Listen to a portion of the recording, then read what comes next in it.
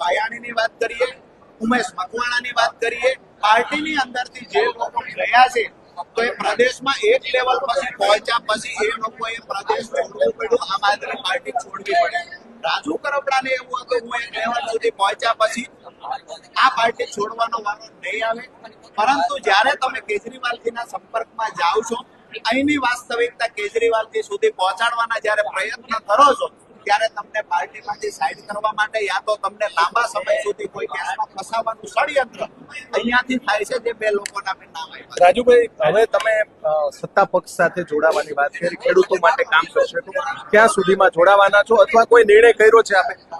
હાલ મેં પહેલા પણ કહ્યું કે ગઈકાલે મોટી સંખ્યામાં ખેડૂતો સાથે મારી મુલાકાત થઈ. આવનાર સમયમાં એક ખેડૂત પંચાયત નીચે રાખો અને ત્યાર પછી જે નિર્ણય લેવાનો હશે એ લેશું. આજે કોઈ નિર્ણય લીધો નથી.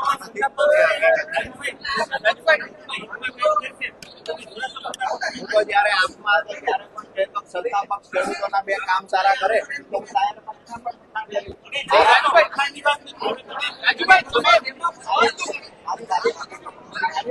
વાત છે કે ખેડૂતો માટે મેં જે મારા વિસ્તારમાં સિંચાઈના રાજુભાઈ તમે એવું કીધું કે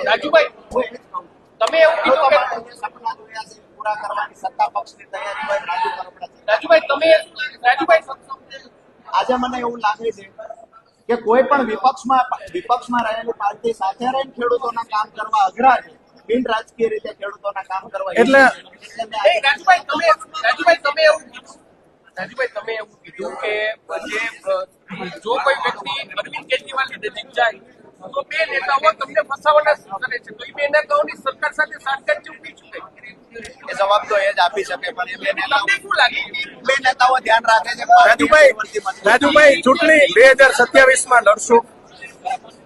આજે મેં એવું કઈ નક્કી નથી કર્યું. હું 22માં જયારે લડ્યો છું ત્યારે પણ લગભગ તમામ પત્રકાર મિત્રો એના સાક્ષી છે. 22માં જયારે હું લડ્યો ત્યારે પણ મેં નક્કી નહોતું કર્યું. પાર્ટીએ કહ્યું કે આ સર્વેમાં તમારું નામ આવે છે, તમારે લડવી જોઈએ.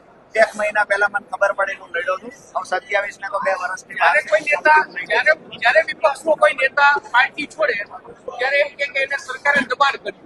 તમારી ઉપર પણ ઈશુદાન ગઢવીએ ગઈકાલે એમ કીધું કે એને દબાણ વર્ષ થઈને પાર્ટી છોડી રહ્યા છે. આ વાતને કેટલી બિલકુલ જુઠ્ઠી વાત છે, પાયા વિહોણી વાત છે.